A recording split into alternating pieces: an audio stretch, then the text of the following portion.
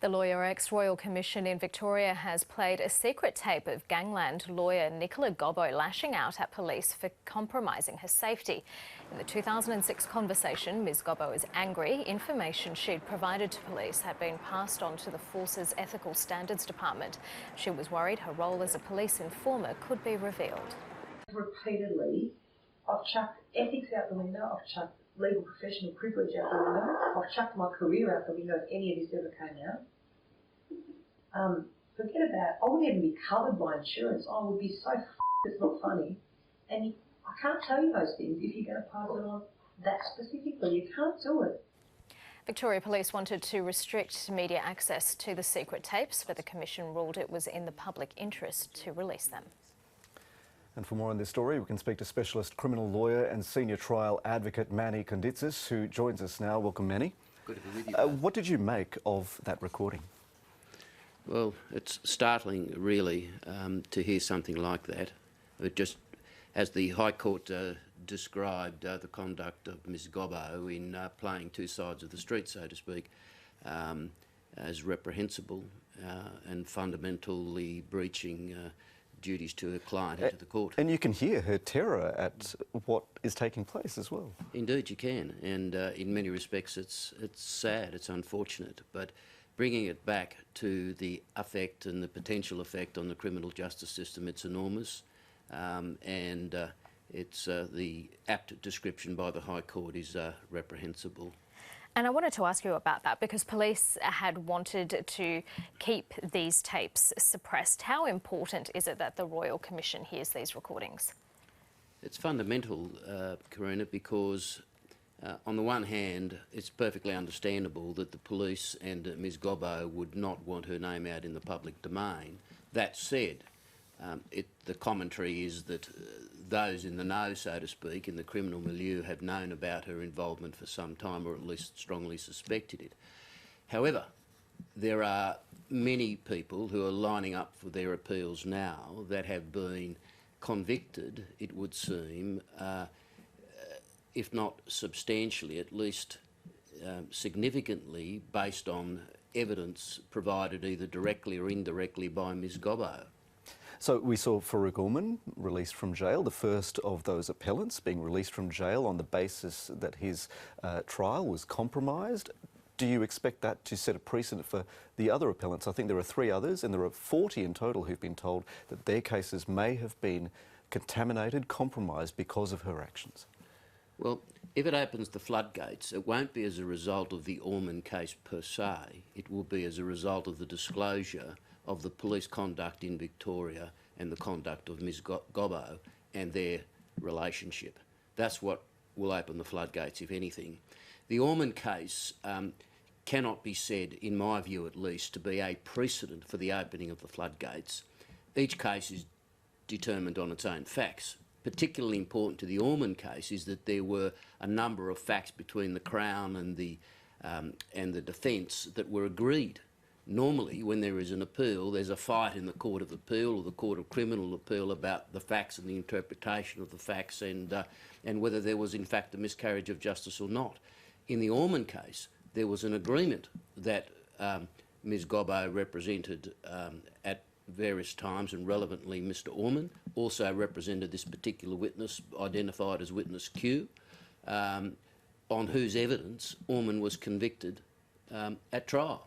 And therefore, as a result of that, it's vitally important to remember that on top of all that, the Crown conceded that there was a miscarriage of justice in that trial. It further conceded that there should not be a retrial, but rather a verdict of acquittal entered. That is not common. What about the proceedings in this Royal Commission? Police over the last few months have frustrated the Commission by not handing over documents on time. How much is that delaying proceedings? Well, it appears to be delaying it, according to the reporting that I have read, quite significantly. There are thousands and thousands of pages that the Commission has requested, and so on the one hand one can understand that takes a bit of time. But it has got to the point where the Commission has sought a direct response from the lawyer representing the police as to why it is taking so long. Apparently what's transpired is that it's taking longer than it was expected because the police were redacting names, supposedly in the interests of the safety of certain people, and the process was taking a lot longer than expected. Effectively, they've been wrapped across the knuckles and said, you've got to do better. And I think the pressure is on, so I'd be watching that space. How big is that process of redaction? I mean, a civilian watching might not understand the significance of that and why it's even necessary, given this is all about trying to introduce transparency into what's been a very murky process. Yes. Well, I suppose, and I'm not here to defend the police, but I suppose the police view would be, well, they don't want to put people's life at risk, and therefore by redacting certain names or certain assertions of fact, that it might avoid someone's life being at risk. I would imagine that would be the thought process there.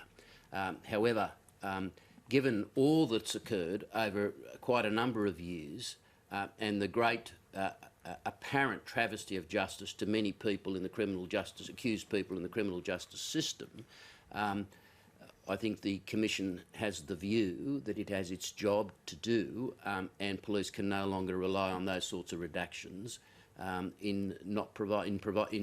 an excuse in not providing the documentation that they require. How compromised is the criminal justice system in Victoria now? Very good question. Any criminal defence lawyer would be horrified at the events that have been disclosed over the past 6 months or so. How damaged it is, very difficult to say. I suppose time will tell. But one can imagine if a person retains a lawyer, says things to that lawyer that the client would expect would remain confidential, and then finds out not only has it not remained confidential, but that information has been disclosed to the police who would be looking to prosecute that client. It doesn't take much of an imagination to consider the horror of that person/client in discovering that sort of information. So the damage to the justice system, I suppose, flows from lack of confidence that certain people may have in their lawyers, and without confidence in their lawyers to do the job and to do the job properly, that has the effect of undermining the criminal justice system everywhere. Look, I'm sure you've been asked this question. I mean, ultimately, so what? If the means justifies the ends, and in this case, the Victoria Police were under pressure to bring an end to the gangland violence, some people would ask, and I know criminal lawyers all the time are asked, who cares how you got there? Get them in jail, put them away. Well, that's inviting, Jeremy, an epistemological or philosophical conversation, but bringing it down to its basics, I suppose, one has to remember a number of things. Firstly, the basic police tenet is that the ends never justify the means. Never, ever justify the means. So that's the basic police tenet in ethics. So the other consideration is this, that laws are in place for certain reasons, and no one, including police, are above the law. Largely they are put in place for the protection of people's rights. And further, it needs to be understood that judges who preside over criminal trials do actually have a discretion to admit evidence that's been illegally or improperly obtained. It's a balancing exercise. So the greater the evil, the greater the unlawful obtaining of the evidence, then the less likely that it will be admitted. Further, who determines the means by which the end is obtained? What if the police or whoever it is that's putting together this evidence unlawfully, what if they're wrong? We have seen many, many times that suspicions, even strong suspicions, prove to be wrong. What if they're wrong and then a person is convicted, found guilty and spent many years in prison as a result of unlawfully obtained evidence? It would be horrific.